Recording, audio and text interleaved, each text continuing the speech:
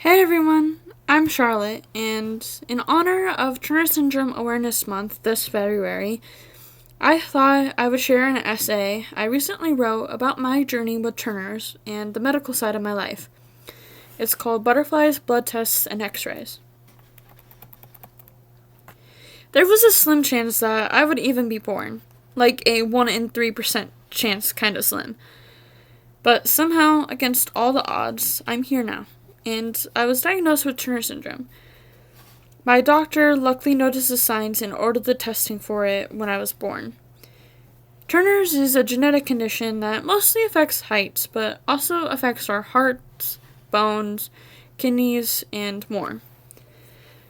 All that comes with having Turner's can make life feel a bit clinical, but something I love is that the butterfly is a symbol for Turner syndrome. It represents our uniqueness as well as transformation and hope. And when its wings spread out, they form a shape that looks like an X, which is fitting since Turner syndrome is caused by missing or partially missing an X chromosome in our DNA. So it's just perfect. Like the butterfly, I have been transformed through my experiences with the medical side of my life. The doctor's visits, blood tests, X-rays, and treatments both shaped my journey and revealed my strength and resilience. I never felt like I was sick, but the needles and scans were a quiet reminder that my normal wasn't quite the same as everyone else's. I went to school, did my homework, took notes, read, painted art projects, and lived like any other kid. But, I maybe didn't do too many after-school activities or hangouts, but for the most part, I felt normal. Still, while other kids didn't have to think about shots or blood draws or doctor's visits, those things were always a part of my routine.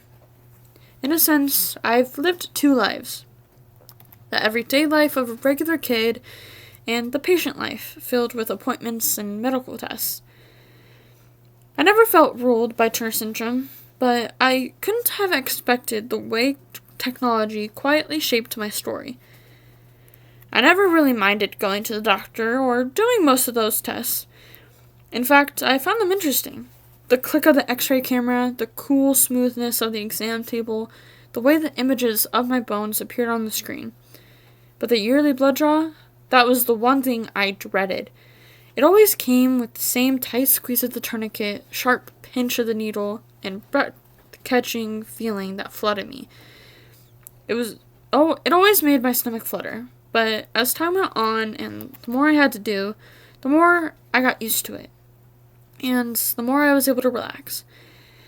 Each appointment, each scan, each needle became part of the rhythm of my life. Because of Turner's, I needed growth hormone shots to grow. One shot didn't seem like much. It was more like accidentally poking yourself with a pencil than anything dramatic. But getting a shot night after night for 6 years, they became a part of my routine I didn't exactly enjoy. Grab the shot and needle, get the shot area, either the back of my arm or my thigh, exposed, wipe it down with an alcohol prep pad, and then let my mom deliver the shot. At first, I was hesitant and a bit nervous, my fast heartbeat and sweaty hands giving me away. But I knew I should be brave. Looking back now, I see that those shots gave me more than my height. They gave me resilience and strength, too. Every shot and every scan were steps in my transformation, my wings slowly starting to form. And since I'm so used to them now, shots are no problem for me anymore. So I guess it wasn't all bad. The goal with my height was always to reach 5'2". That number always kept tucked in the back of my mind. Like a finish line, close enough to imagine, but far enough to feel like a dream. But if I ever reached 5'3", we promised we'd celebrate. And when I was 14, and roughly a year after I finished my shots, that day came, and we started planning.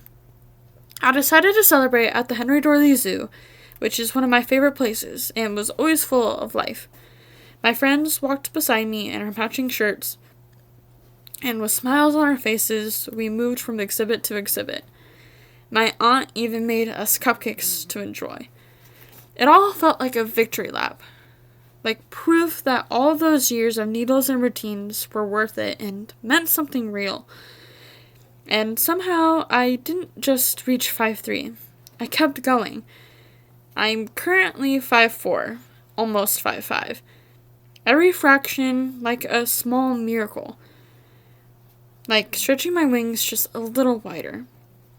Unfortunately, it wasn't the end of my medical journey, and something else was slowly getting worse. For the past 9 years now, my right knee would randomly buckle, causing me to end up on the ground and be in pain for days. The first time this happened was on my sister's birthday in 2017, while we were playing laser tag. I was running, and as I was about to run into the wall, my knee buckled. Pain shot through me, sharp and sudden, and the world tilted as I hit the ground. My mom had to leave the game with me about 5 minutes early, guiding me out to recover while the game finished. The buckling started off happening once in about 2 years. Then it was once in about a year for a while, until out of nowhere, in October 2024, it happened twice, a week and a half apart. Both times, I wasn't even doing anything dramatic, simply reaching up to put dishes away, and it buckled as I was coming back down from that. The second time was the night before the opening of our musical for my high school, The Mystery of Edwin Drood. And I would say that time was the most painful one I've experienced. And as stage manager for the play, I still had to do my scene changes the next day, in pain and limping. We had gone to the doctor a few times for it, and have gotten a few x-rays that all appeared normal. But after that October, we knew we had to go back in, because something clearly was wrong. We were finally referred to a new specialist in early 2025, and after years of uncertainty, hearing that specialist say my kneecap was dislocating on its own and pointing it out on the x-ray felt like both a shock and relief. I didn't expect to get answers that day, but we finally knew what was happening, and it felt like someone finally turned the stage lights on. Everything was clear. Like a butterfly caught in a storm, my knee trouble left me fragile and grounded, but technology gave me the strength to rise again. It took years of tests and scans, but in the end, technology gave me the clarity I needed. After I got an MRI, bone density tests, more x-rays, and had visits with the surgeon, we had the plan for the surgery ready to go. It was strange hearing someone talk about my knee like a blueprint, what needed to be moved and what needed to be fixed, but there was comfort in the clarity. So this past May, I had surgery and spent the summer on crutches while I recovered, and did physical therapy to get mobility in my knee back and get more use in my knee too. After that, I was going to PT to build strength back up, and I had a few check-in appointments with the surgeon since the surgery, which included more x-rays. Recovery went well, but was slow, and I lost out on many core memories and moments because of it. I didn't get to walk at my high school graduation. I barely even got a grad party. I didn't get to accept an award from my school, and I wasn't able to do really anything this summer. Those moments stung in a way no needle ever had. They were the kind of losses that didn't show up on scans. But slowly, my knee grew stronger, the swelling faded, the limp softened, the pain quieted. And with every PT session, every careful step, every check-in appointment with more x-rays glowing on the screen, I felt myself rising again. My knee is fixed now, stable, steady, and mine again. But I wish it hadn't taken 8 years to find the answer.